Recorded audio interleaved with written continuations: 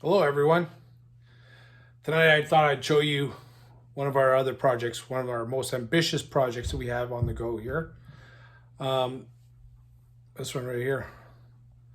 This is a 1910 to 14 Flanders 4. And I'll tell you the story behind it right away.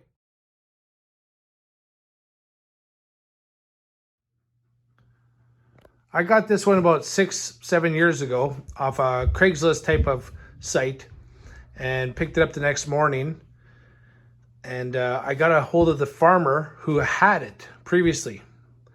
And when I told him I was going to restore it, he laughed so hard I actually had to take the phone away from my ear because he just thought that was unbelievable.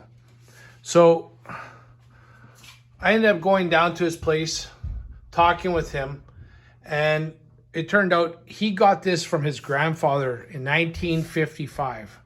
He saved it from being scrapped.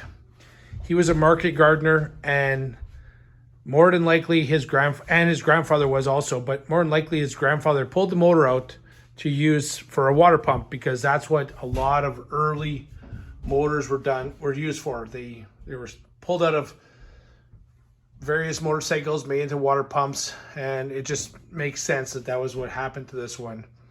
Unsure of the back wheel where it went, but so when I went down there, I asked him, where this bike was laying, and he showed me, and it was very tall grass. He actually put it next to the chicken coop in 55.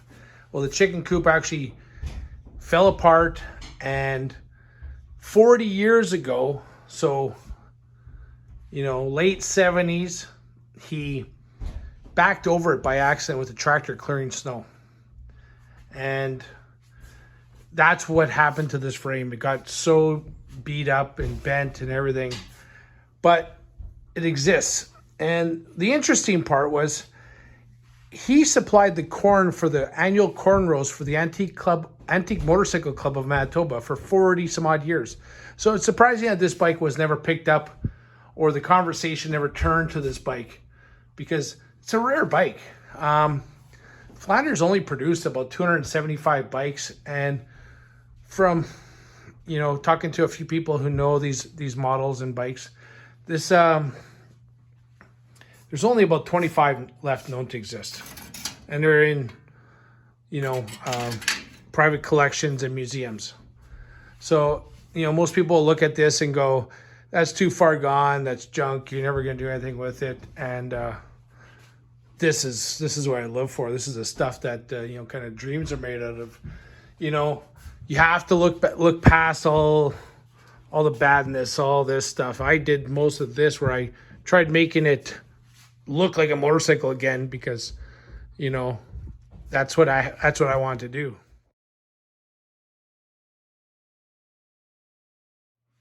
But when you look, the forgings are all good. That's what matters. So all these tubes can be replaced.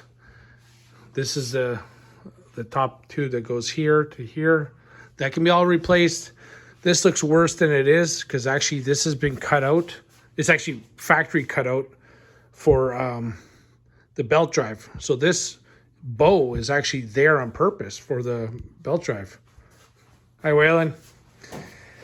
One of the things that's really cool is that the muffler is still there in one way or another. It still exists. Some of the not shifting, but some of the belt tensioner parts are there. This is incredible. Look how smooth that is.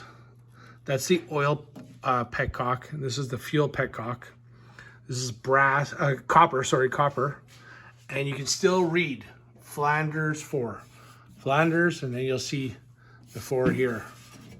Just incredible. So the first day I was there,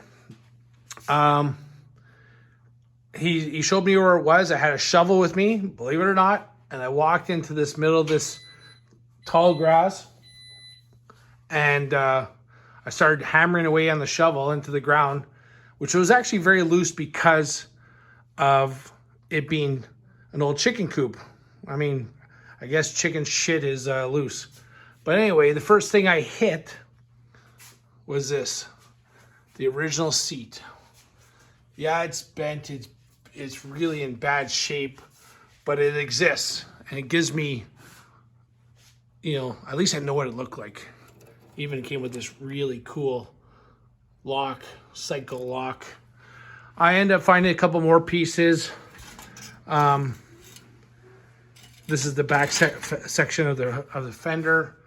It goes there. So I dug around with it with a shovel. Then I came back with a backhoe. So I had my brother helping me with the backhoe, looking for parts. We came across a few pieces. That is the seat coming out of the ground. This is after I had already taken a metal detector and shovel and found a few little pieces, but mostly just old farm junk. You can see the handlebar and the spiral. At least I know now what the other side should look like.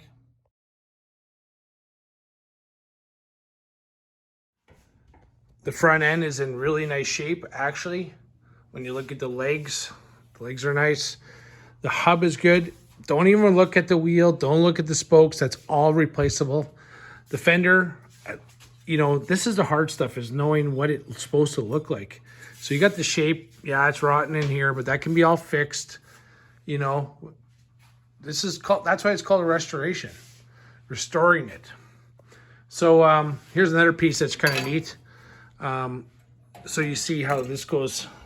It goes here, it goes up to that point, it comes up to here, and you're gonna wonder why the back section of the frame at the top actually bolts on.